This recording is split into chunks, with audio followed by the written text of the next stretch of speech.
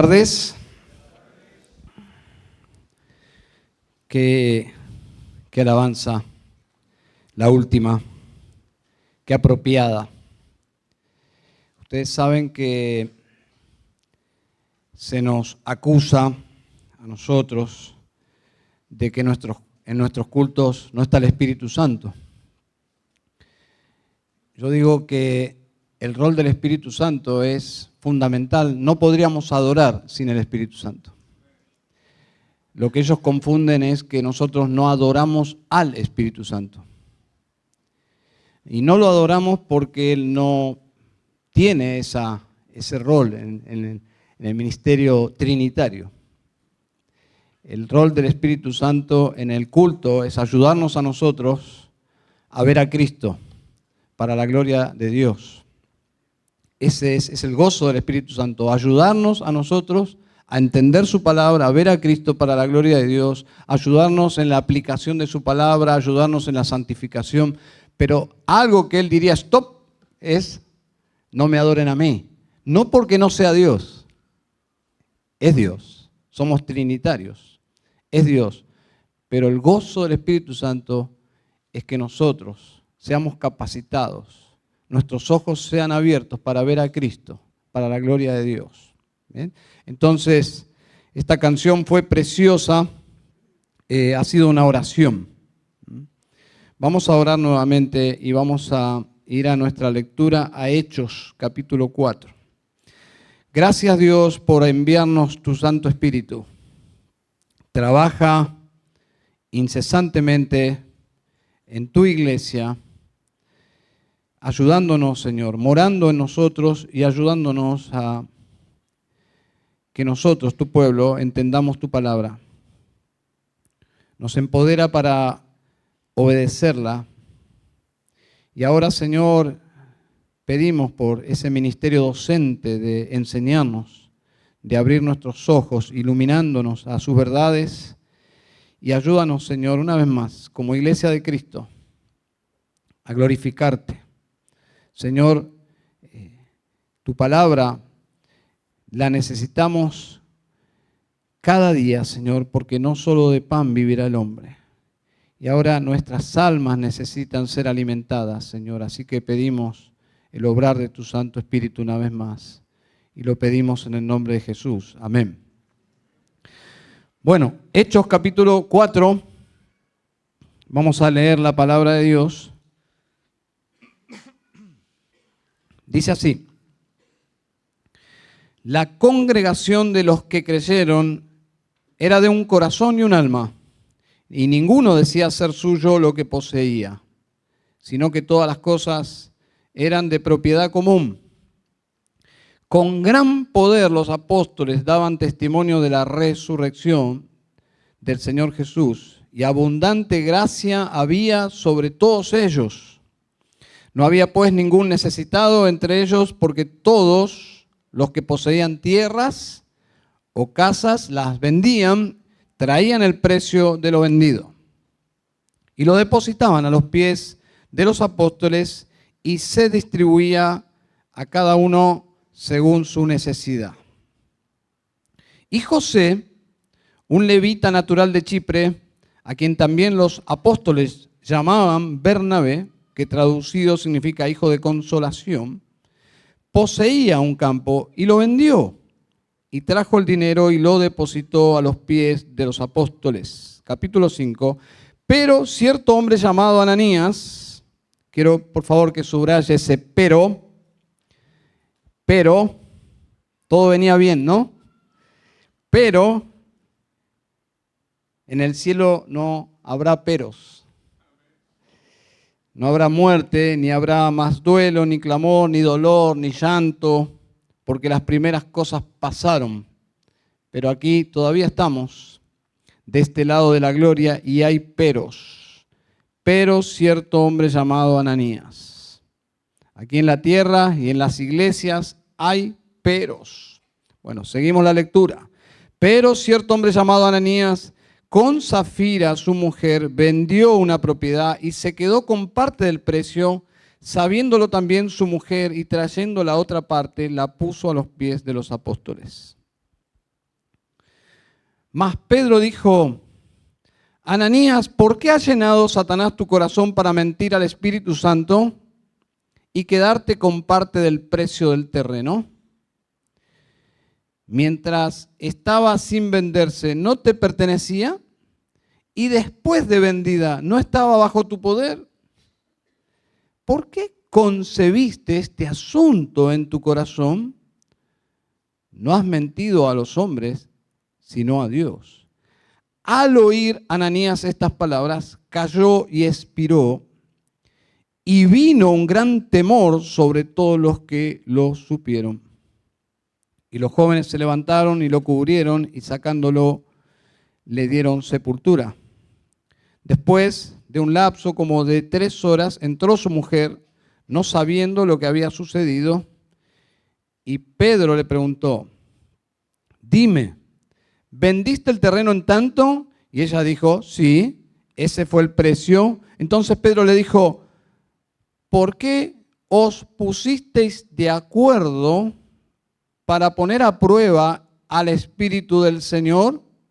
Mira, los pies de los que sepultaron a tu marido están a la puerta y te sacarán también a ti. Al instante ella cayó a los pies de él y expiró. Al entrar los jóvenes la hallaron muerta y la sacaron y le dieron sepultura junto a su marido. Y vino un gran temor sobre toda la iglesia y sobre todos los que supieron estas cosas. Hay muchos ejemplos similares, historias en la Biblia similares a estas, de juicios fulminantes. Y muchos creen que Dios ya cambió, como que Dios evolucionó, que ya Dios no es así. Si prestaron atención a la lectura congregacional que leyó nuestro hermano Juan Pablo, en 1 Corintios 10, si quieren buscar, busquen, si no me oyen, yo voy a leer algunas porciones, pero dice allí, hablando de las cosas antiguas, dice: estas cosas sucedieron como ejemplo para nosotros, a fin de que no codiciemos lo malo como ellos lo codiciaron. No seáis pues idólatras como fueron algunos de ellos, según está escrito: el pueblo se sentó a comer y a beber, se levantó a jugar. Ni forniquemos como algunos de ellos fornicaron, y en un día cayeron 23.000. Ni provoquemos al Señor como algunos de ellos le provocaron, y fueron destruidos por las serpientes. Ni murmuréis como algunos de ellos murmuraron y fueron destruidos por el destructor. Estas cosas les sucedieron como ejemplo y fueron escritas como enseñanza para nosotros, para quienes ha llegado el fin de los siglos. Por tanto, el que cree que está firme, tenga cuidado, no sea que caiga. Cuando el creyente lee historias como las que está citando Pablo aquí en 1 Corintios 10, todas estas historias están en la Biblia, en el Antiguo Testamento. Estas historias de juicio debería recordar lo que Pablo dice aquí. Básicamente resumo 2 cosas para el lector. Tenga cuidado. Número 2, estas cosas les sucedieron como ejemplo y fueron escritas como enseñanza para nosotros. Uno puede ser muy superficial al leer estas historias y simplemente decir: no hay ninguna conexión conmigo. Pero Pablo dice que sí, que debería haber de parte del lector este cuidado. Es un cuidado, cada historia es un mensaje para nosotros. Tenga cuidado, estas cosas sucedieron como ejemplo y fueron escritas, es decir, sucedieron, pero están escritas. Si no estuviesen escritas y sucedieron, nosotros no lo sabríamos, pero Dios las dejó escritas en su palabra para nosotros. Están en la Biblia para nosotros. Ahora la pregunta es, ¿quiénes son nosotros? Bueno, lo responde el mismo texto de la lectura litúrgica de hoy. Para quienes ha llegado el fin de los siglos. Nosotros es nosotros, los que hemos alcanzado este tiempo, es decir, todos los creyentes del Nuevo Testamento, y Pablo se incluye, y nosotros. Desde la primera venida hasta que Cristo regrese, estamos viviendo este último tiempo, este último siglo, y estas cosas escritas son para nosotros. Bueno, Pablo nos enseña cómo debemos apropiarnos nosotros de estas historias en esta, podríamos decir, esta nueva economía divina llamada iglesia, cómo nosotros deberíamos leer historias como la de Nadab y Abiú. ¿Les suenan esos dos nombres? Hijos de Aarón, sacerdotes, sobrinos de Moisés.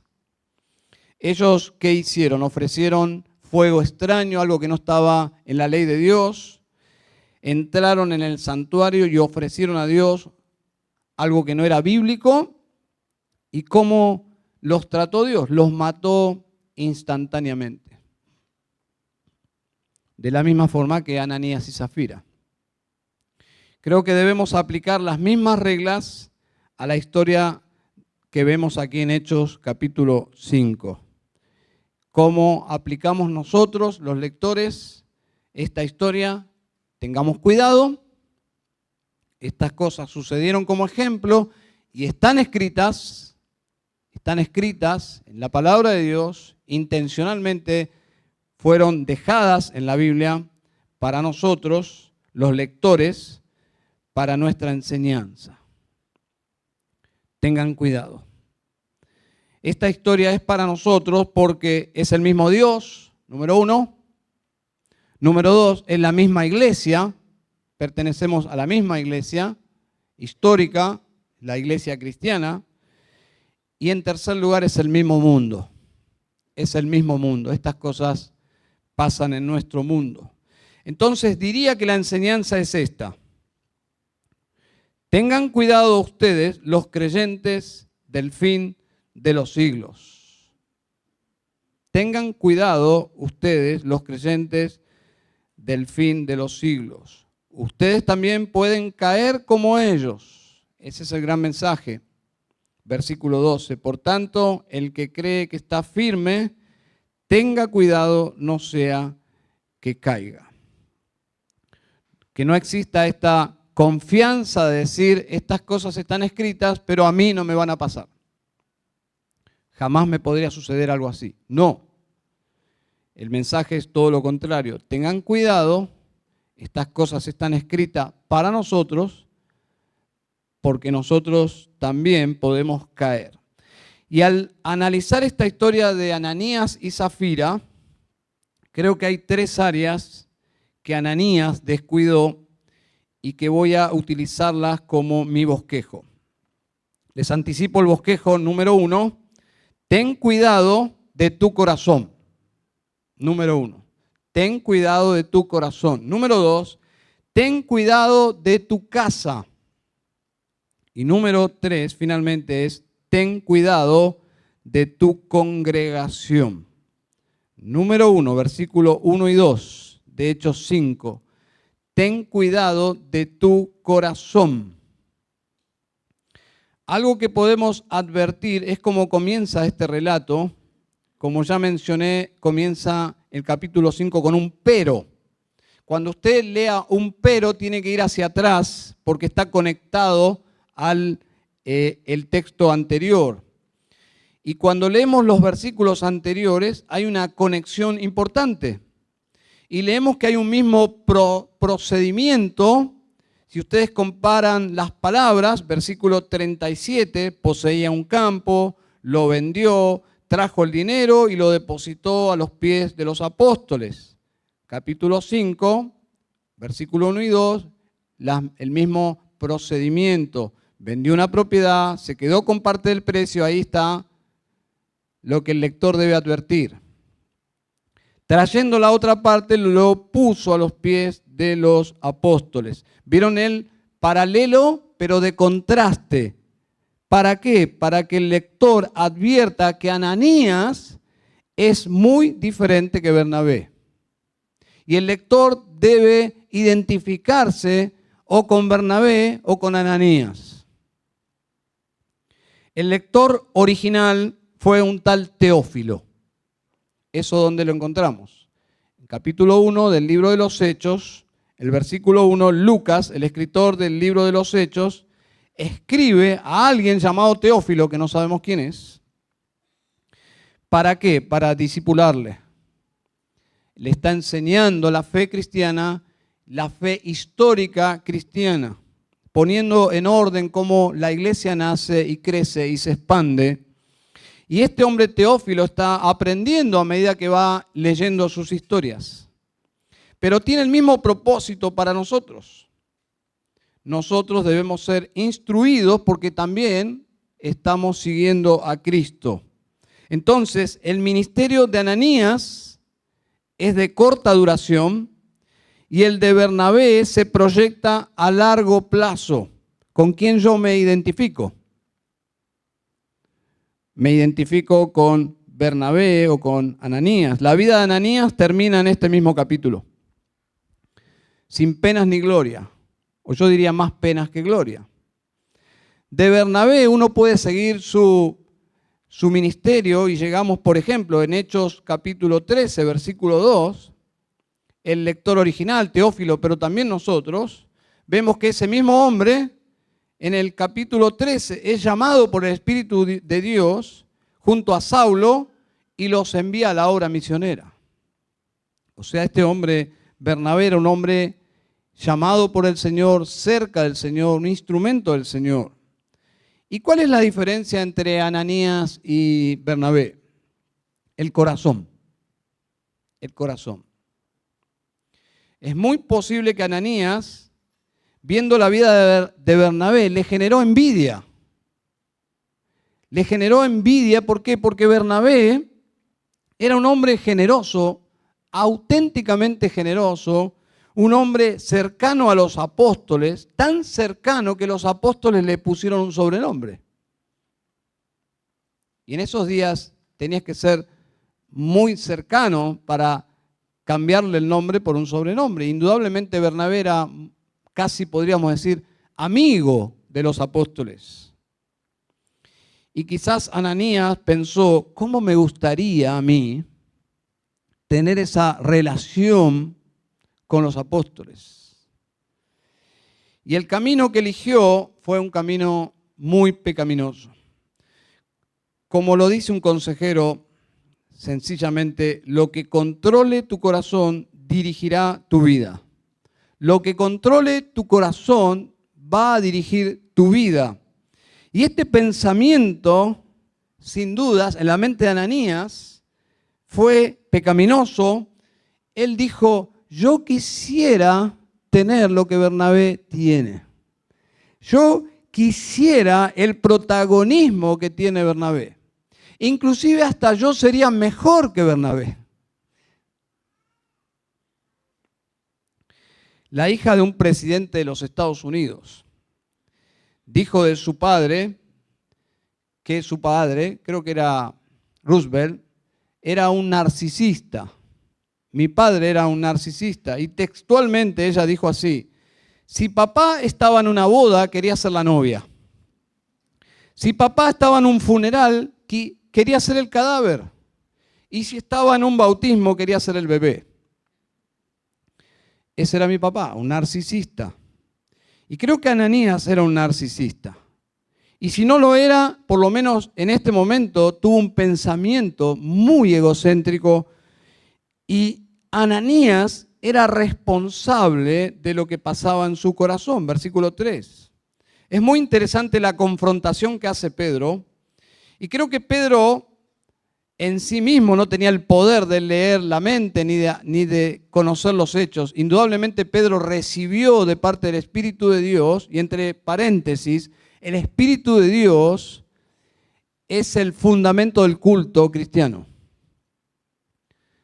Nosotros no podríamos disfrutar en absolutamente, no podríamos disfrutar en nada de Dios si no fuese por el Espíritu Santo. Y llama la atención que la ofensa aquí es contra el Espíritu Santo. No menciona a Cristo, luego conecta al Espíritu Santo con la divinidad, dice has ofendido a Dios porque has ofendido al Espíritu Santo. Por lo tanto, la confrontación que hace Pedro es porque indudablemente el Espíritu de Dios en esos días les revelaba a los apóstoles de forma que yo entiendo que es inusual hoy, lo que estaba sucediendo con Ananías. Entonces cuando Ananías se presenta y hace todo su acto, lo confronta en el versículo 3, lo confronta y lo hace responsable. Dice, ¿por qué ha llenado Satanás tu corazón para mentir al Espíritu Santo? No está haciéndole responsable a Satanás, está haciéndole responsable a Ananías.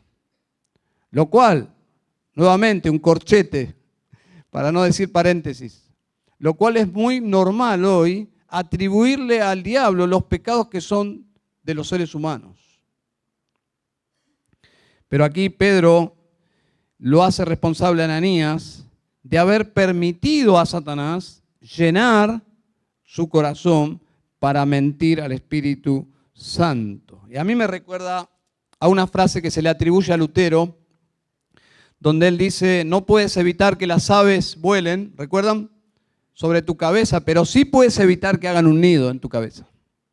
Entonces, indudablemente, ¿podemos tener pensamientos narcisistas? Sí. ¿Podemos ser tentados por Satanás de querer tener cierto protagonismo? Sí, pero ¿qué hacemos con esa tentación? Podemos tener tentaciones del diablo, sí. Él mismo dijo, subiré al cielo y seré semejante al Altísimo. Y es lo que él promueve. Y en el caso de Satanás, la realidad es que no se parece en nada al Altísimo. Es todo lo opuesto. Por lo tanto, este pensamiento mentiroso que puso en la mente de Ananías, que si él tomaba un atajo impío para lograr tener lo que legítimamente tenía Bernabé, iba a obtener lo mismo, era una mentira. Era una mentira. Y cuidado con lo que pensamos, cuidado con el corazón. Yo creo que este primer punto es clave, que lo que pensamos lo estamos pensando en la presencia de Dios. No es simplemente que es un asunto privado, nuestros pensamientos transcurren en la presencia de Dios. El Espíritu Santo estaba siendo testigo de estos pensamientos egocéntricos. ¿Conocen la historia del burrito que se despertó y no podía dejar de pensar en lo sucedido en el día anterior? Se estiró en ese nuevo día alegremente, salió a la calle muy contento, pero para su sorpresa todo el mundo lo ignoraba.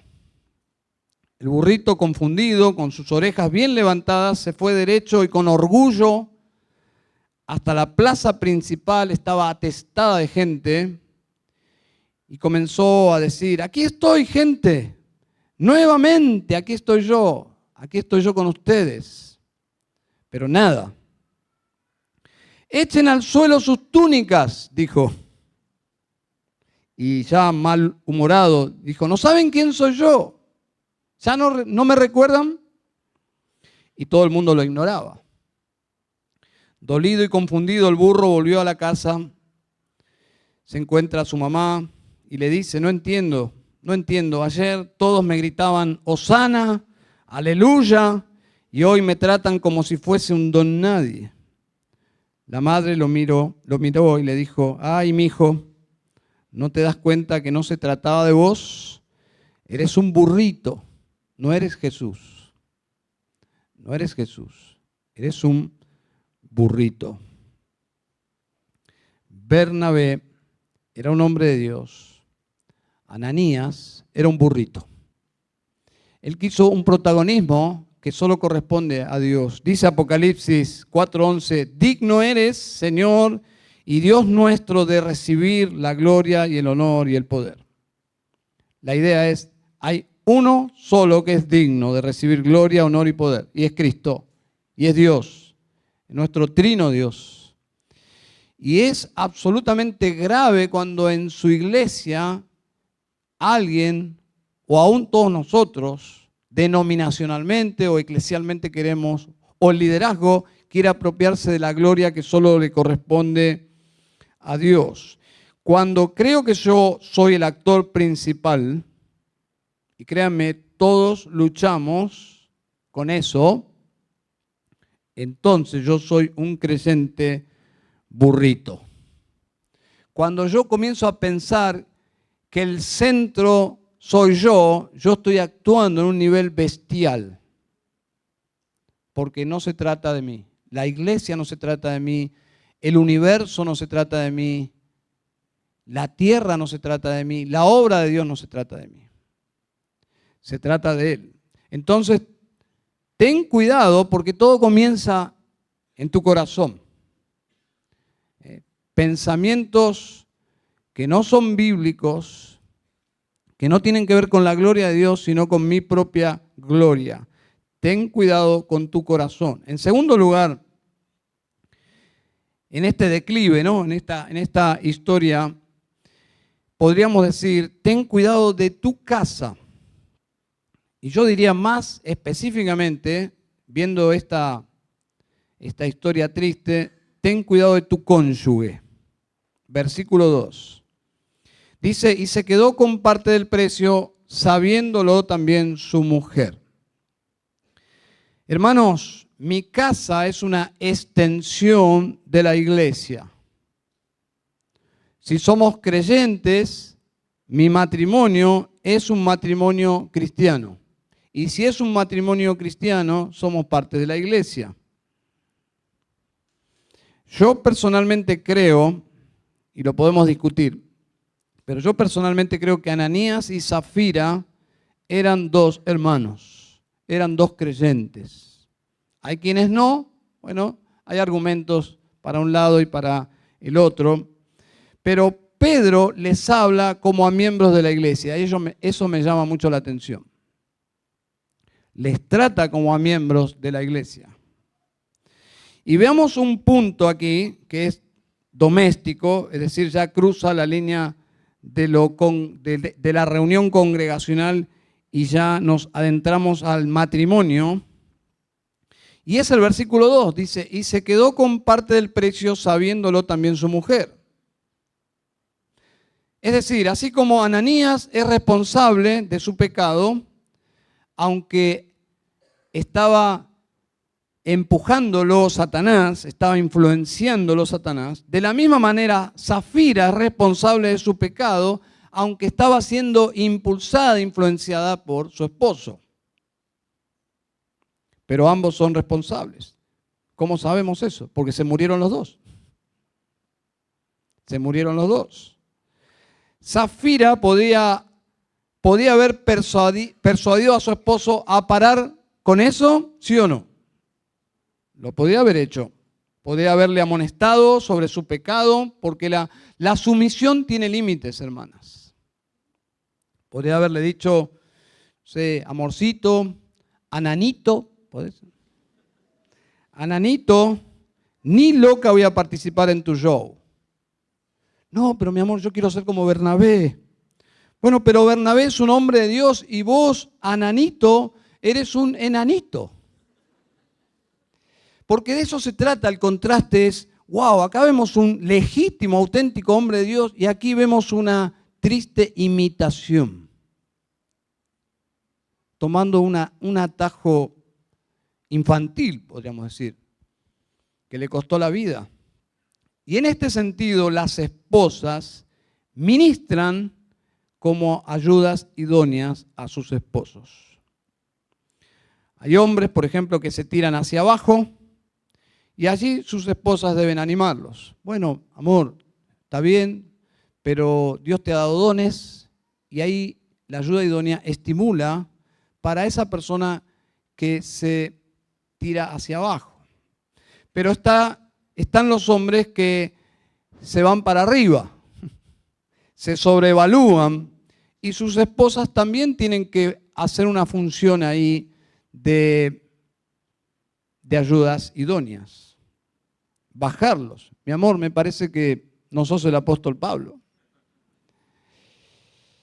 Zafira decidió seguirle, decidió ser pasiva. Nos preguntamos, ¿no? Yo me pregunto, ella tuvo más temor del hombre que de Dios, quiso evitar el conflicto con su esposo, pero finalmente tuvo un conflicto más grande con Dios, con la iglesia. Posiblemente, no lo sabemos. O quizás ella era también como su esposo. Quizás eran iguales, narcisistas. Pero quiero enfocarme por un momento en la responsabilidad de Ananías como líder de su hogar.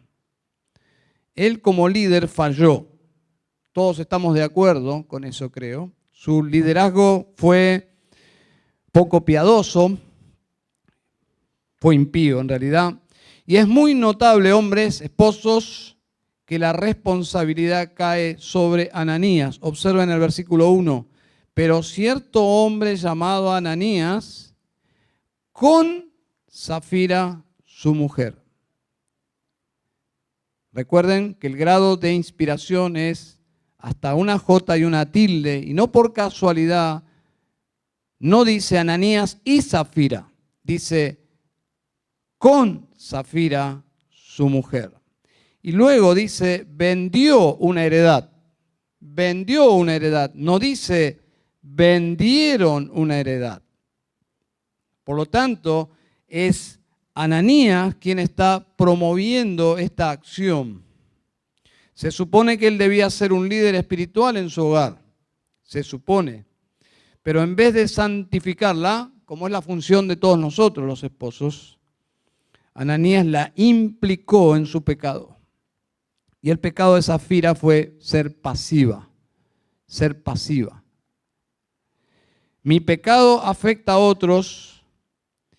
Principalmente mi pecado afecta a otros en el círculo más cercano. Mi familia. Y eso lo agrava por el vínculo. Ambos murieron. Esposos que hoy están presentes deben tomar nota de esta historia. Dios nos ayude a velar por nuestra santidad, pero también por la santidad en nuestros hogares. Principalmente comenzando por la santidad, los que son casados, de sus esposas. A velar por sus vidas. A velar por su comunión con Dios. Es nuestra responsabilidad liderarlas en la piedad. Dice Efesios 5:25, maridos, amad a vuestras mujeres, así como Cristo amó a la iglesia y se dio a sí mismo por ella para santificarla. Por lo tanto, creo que la lección de cuidado, estas historias nos advierten. Ten cuidado de tu corazón, que tus pensamientos no te lleven hacia donde nunca planeaste llegar, pero el primer paso para llegar hasta ahí es pensarlo. Ananías nunca pensó terminar su vida así, pero terminó su vida así. Y todo comenzó con un pensamiento egocéntrico. En segundo lugar, ten cuidado de tu casa, de tu cónyuge. Si sos un esposo, sos la cabeza del hogar. Si sos una esposa, tus hijos te están observando. Y en tercer lugar, ten cuidado de tu congregación. Versículo 10 y 11 dice, al instante ella cayó a los pies de él y expiró, a los pies de Pedro. Al entrar los jóvenes, la hallaron muerta y la sacaron y le dieron sepultura junto a su marido. Y vino un gran temor sobre toda la iglesia y sobre todos los que supieron estas cosas. Es muy interesante, hermanos, que todo fue tan rápido. En nuestra mente siglo XXI, inclusive en nuestra cultura, esto no sería así, ¿no? Pero parece que esto fue tan rápido que se celebró allí la sepultura inmediatamente al lado de la iglesia. Y no sé si has pasado o has visto en alguna película las iglesias inmediatamente al lado del cementerio. Porque la vida de las personas transcurrían así. Sus vidas transcurrían en la iglesia y finalmente, como miembros de esa iglesia, se sepultaban al lado del edificio de la iglesia. Y parecería ser así en esta historia. Fue un día muy triste para la iglesia, 2 entierros en un solo día. Pero déjenme decirles que no es la tristeza lo que predomina en el humor o en la atmósfera de esta historia. No es la tristeza, sino el temor. El temor. Si te estás preguntando qué tanto persuadió a los demás este juicio, la respuesta está en el mismo texto, el versículo 5, versículo 11. Dice, y vino un gran temor sobre todos los que lo supieron. Versículo 11, y vino un gran temor sobre toda la iglesia. ¿Por qué temerían los demás? Porque todos somos iguales. Y ese es el punto aquí. Que si le pasó a Ananías y Zafira, me puede pasar a mí, porque no soy distinto. Quizás el asunto es que ellos lo llevaron demasiado lejos. Y es allí donde uno debe tener temor de Dios. En nuestra lucha con el pecado, debemos tener las cuentas cortas. Y este fue el propósito de este juicio tan inmediato y dramático. Producir gran temor en su iglesia. Es muy notable. Hay 150 citas directas en la Biblia sobre el temor de Dios. No es un tema menor. No es un tema menor. Las personas tuvieron temor aquí, no de Pedro, no de Pedro, no del liderazgo de la iglesia, tuvieron temor de Dios, porque quien finalmente los mató fue Dios.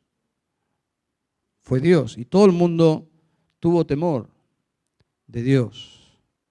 Algo sumamente saludable, excelente, bueno en gran manera. ¿Cómo? ¿De qué forma tener temor del Señor es bueno? Bueno, voy a leer 2 citas simplemente. Hay 150, pero voy a leer 2. Josué 24:14. Ahora pues, temed al Señor y servidle con integridad y con fidelidad. Interesante, el libro de Josué. Tenemos toda la historia detrás de Josué, de la primera generación, 40 años divagando en el desierto. Hemos leído 1 Corintios 10. Jugando con Dios. Y sus sepulturas, a medida que pasaba el tiempo y a medida que el pueblo avanzaba, se iban implementando los funerales. Toda esa gente que intentó jugar con Dios, tentar a Dios, murmurar, etcétera, etcétera. 1 Samuel 12:24, solamente temed al Señor y servidle con verdad, en verdad, con todo vuestro corazón. Curioso, Samuel. Inmediatamente después del libro de los jueces. Ustedes saben, el libro de los jueces. Es la atmósfera del libro de Ruth que está predicando el pastor Gustavo. Donde todo el mundo hacía lo que se le daba la gana. Solamente temed al Señor.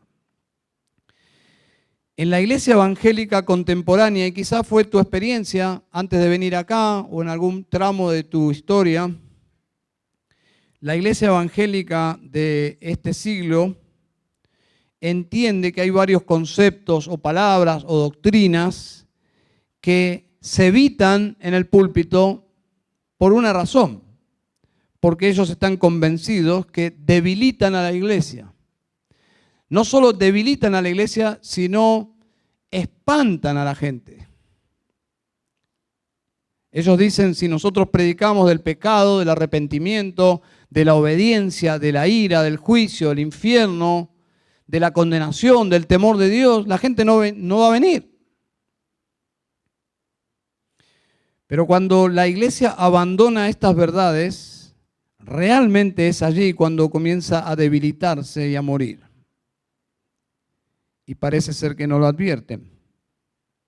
Hermanos, Dios en Hechos capítulo 5 está enseñándole, es el inicio de la iglesia, está enseñándole a su pueblo algo fundamental. Desde el mismo inicio, Dios quiere dejar claro, igual que en el Antiguo Testamento, que Él es santo y temible.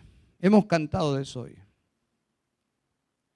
Si llegaste a Cristo y no tuviste a alguien piadoso que te discipuló y te marcó en tu corazón con fuego esta verdad, bueno, nunca es demasiado tarde para aprenderlo, pero es parte del discipulado.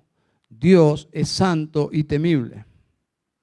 Dios es santo y temible. Dios no es solo amor, sí es amor, pero también es santo y temible.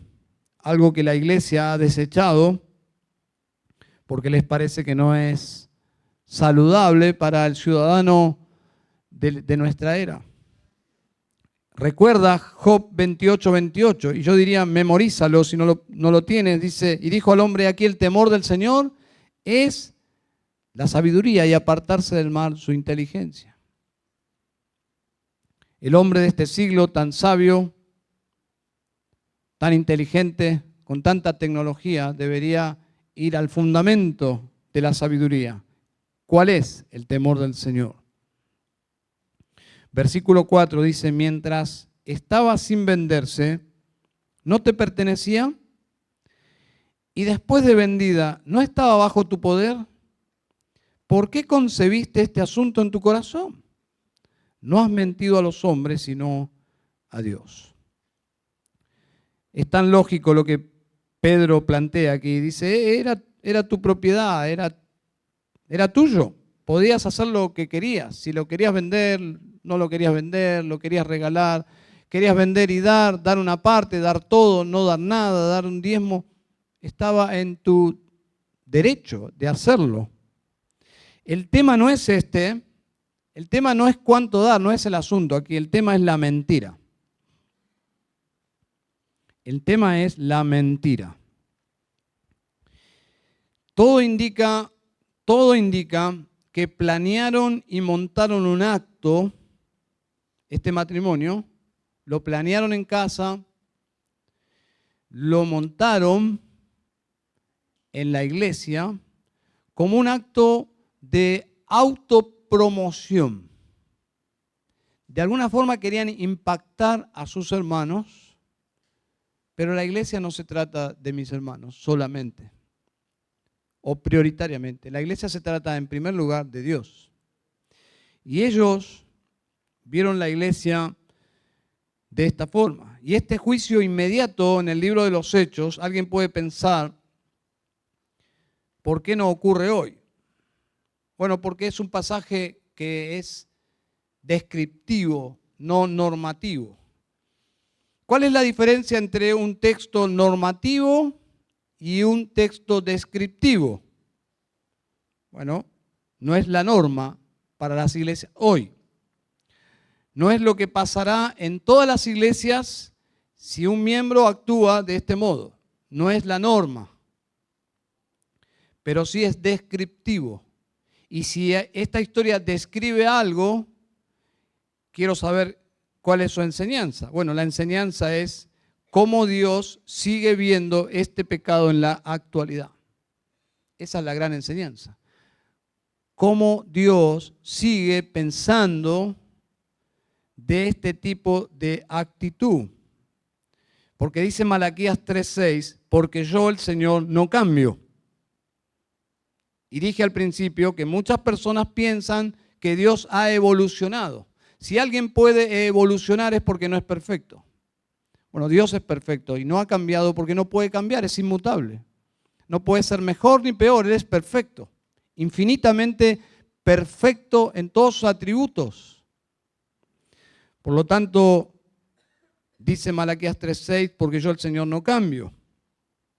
Hermanos, en la antigüedad estos juicios de Dios que están escritos, recuerden, están escritos, Dios los dejó escritos, eran severos, la severidad de Dios, eran visibles y eran físicos. Y tenían el objetivo de crear temor, muy pedagógico, temor en el lector. En la actualidad, el juicio de Dios no es menos severo. ¿Por qué? Porque Dios sigue siendo el mismo. Yo diría todo lo contrario. El juicio de Dios es hoy más severo porque es eterno. Es eterno. Es espiritual. Y ese es el gran mensaje del Nuevo Testamento, de temer, tener temor en el corazón y que teman aquellos que no hay santidad evidente en sus vidas, porque probablemente estén autoengañados pensando que son pueblo de Dios y no lo son. Y que tienen una vida centrada en sí mismos y no en Cristo.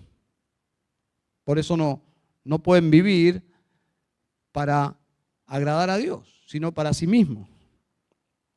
Así que todo comenzó allí, en el corazón de Ananías, y Satanás lo intensificó, lo llenó hasta llevarlo a la muerte. Ahí vemos las obras de Satanás. Todos nosotros podemos tener pensamientos pecaminosos. Yo los tengo. Y un recurso que tenemos es, como dijo Jesús, orad, velad y orad para que no entréis en tentación. A la verdad, el espíritu está dispuesto, pero la carne es débil. Esa es la lucha hasta la gloria. Hasta la gloria, hermanos. Esa es la batalla que nosotros los cristianos tenemos que librar. Todo el tiempo. Luchando con este ser interno inclinado al pecado. Ahora los jóvenes fueron los sepultureros. Curioso, ¿no? Para mí es muy curioso que el pasaje en dos oportunidades enfatice que fueron los jóvenes que sepultaron a los ejecutados por Dios. Jóvenes. ¿Qué estarían pensando a medida que cavaban sus tumbas? Son pensamientos míos, no sé, quizás usted dice, ¿qué importa? Pero yo pienso que el ambiente no era para comentar nada, era un silencio y los jóvenes cavando la tumba de este matrimonio, miembros de la iglesia, estoy convencido. Por el trato, Pedro conocía sus nombres. Si conocía sus nombres, eran miembros de la iglesia. ¿Qué estarían pensando? Yo digo que ellos estarían pensando algo así. ¡Wow! No se juega con Dios aquí. Aquí no se juega con Dios. Y a propósito, yo como pastor y con Gustavo estamos en la misma idea, que si alguien piensa que este es un lugar donde se puede jugar con Dios, por favor, cambia esa forma de pensar. Porque nuestra oración es que Dios sea real en este lugar, que sea presente, que obre en nosotros, que interactúe con nosotros, que hable por medio de su palabra, que nos santifique, que sea palpable, que nos quebrante, que confesemos, que le alabemos. Yo creo que es el peor lugar para alguien que dice, ¿qué onda acá? A ver, ¿qué se puede hacer acá? Este es un lugar donde los cristianos intentamos reunirnos para adorar juntos a nuestro Señor, anticipando lo que será la eternidad. Anticipando en una prueba minúscula, limitada de la adoración eterna, que estaremos con Él por los siglos de los siglos. Pero esos jóvenes estarían pensando, no se juega con Dios aquí. ¿Qué se leería en el epitafio de las tumbas hoy? Ustedes saben que hay turismo a las tierras santas. Vamos a suponer, vamos a imaginarnos que están las tumbas originales de Ananías y Zafira. ¿Qué leeríamos en esa tumba? Vamos a usar nuestra imaginación santa. Aquí yacen Ananías y Zafira, víctimas de su propia vanagloria. Interesante. O mejor un texto bíblico, ¿qué te parece leer allí? Estamos caminando por todos los escenarios bíblicos de la Tierra Santa y el guía turístico dice, bueno, aquí está la tumba de Ananías y Zafira. Hechos capítulo 5. Y leemos Juan 12:43, porque amaban más la gloria de los hombres que la gloria de Dios. Para pensar, ¿no? Por un momento el guía hace una pausa y ahí el grupito de turistas queda pensando. ¿Qué amo yo más? Por momentos me amo yo mucho más. Momentos tengo así como una lucidez y entiendo la gloria de Dios, pero como que mi vida es una lucha intermitente, ¿no? Y claro, eso debe generar en mí una preocupación, un temor, una inclinación a que Dios intervenga en mi vida. Otro versículo podría ser Proverbios 25:27. El buscar la propia gloria no es gloria. El buscar la propia gloria no es gloria. Buen texto para la sepultura, para la placa mortuoria de esta pareja. Hermanos, la adoración en la iglesia debe estar impregnada de este santo temor. Dios está entre nosotros, Dios está aquí. Eso es algo que debe dominar nuestros pensamientos cuando estamos juntos. Dios está, estamos cantándole a un Dios real, verdadero. Y nuestra mente se dispara a veces para cualquier lado. Y cuando escuchamos la palabra, podemos concentrarnos en el predicador, en detalles y perder de vista la palabra. Entonces, Dios está entre nosotros, Dios está aquí, santo y temible. Santo y temible. Cuando en esta semana, una tarea del estudiantil, llegué al capítulo 2 del libro sobre el matrimonio, cuando pecadores dicen acepto. El capítulo 2 se titula Despertando con el peor de los pecadores. ¿Saben a qué se refiere el autor hábilmente, no? Uno debe pensar, ¿no? No. El autor se refiere a uno mismo. Cada mañana los casados nos despertamos con el peor de los pecadores, emulando a Pablo, ¿no? Nosotros mismos. Todos somos, en un sentido, Ananías, por momentos. Que el Evangelio nos rescate a tiempo. A tiempo. Debemos predicarle a nuestras almas el Evangelio y decirle, pero tú no eres digno de alabanza, de gloria, de honor. Tú eres el burrito de la historia. Y rescatarnos a nosotros mismos, de que no somos dignos de gloria y honor. Ese es el Evangelio. Y decirle a nuestra alma, Cristo que te compró con su sangre en la cruz, Él es digno. Él es el Salvador, Él es el Señor, Él es la cabeza de la iglesia. Todo el tiempo. Todos nosotros tenemos un narcisista dentro. Solo debemos descuidarnos y va a aparecer reclamando atención como Ananías. O luego entran en acción, 3 horas después estaba todo planeado. Entra Zafira, pobrecita, ¿no? Entró en el teatro equivocado. Un actium. No se trata de mí. Y debemos decirle a nuestra alma, no se trata de mí. Todo el tiempo. ¿Por qué? Porque este narcisista interior demanda demanda derechos, demanda. Debemos orar y estar sobrios para hacerlo morir en el mismo momento que se presenta. ¿Cómo se mata? Con el Evangelio. Con el Evangelio. Porque este narcisista interno es un rey ilegítimo. Y hay que predicarle el Evangelio, decirle la verdad. Hay un solo rey legítimo y es Cristo Jesús. Esa es la forma de matarlo, con la verdad. No soy yo, es Cristo Jesús. Versículo 8, otra aplicación. Y Pedro le preguntó, dime, a la esposa, ¿no? ¿Vendiste el terreno en tanto? Y ella dijo, sí, ese fue el precio. Ahora esta pregunta yo creo que es una pregunta de gracia. Hay algo de esperanza ahí. Porque ella se podría haber rescatado, ¿no? Podría haberlo pensado. Podría haber mirado el ambiente. ¿Y dónde está Ananías? Pero no.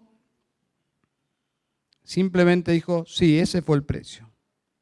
Esta pregunta era una oportunidad para decir la verdad. Bueno, no la aprovechó. No la aprovechó.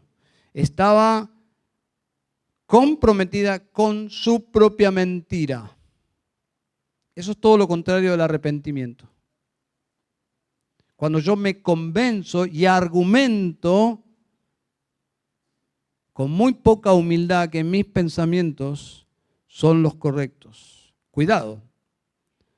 Puede ser una gran influencia de Satanás. Spurgeon dijo, nadie es más miserable que aquel que trata de preservar su imagen delante de los hombres, pero peca secretamente. Nosotros vivimos una dualidad permanente. Lo que debemos ser y lo que realmente somos. ¿Qué hace el hombre espiritual? Se inclina a orar a Dios, inclina todo su ser a decirle, yo quiero ser la clase de hombre que tú quieres, Señor. Bueno, las tumbas de Ananías y Zafira nos advierten de esto. El precio enorme de vivir una vida doble. Ahora, en esta noche, si es tu caso, creo que es un buen momento para orar al Señor y también pedir ayuda a tus hermanos para abandonar esa vida horrible, rendirte al Señor y empezar a vivir una vida de integridad, de honestidad.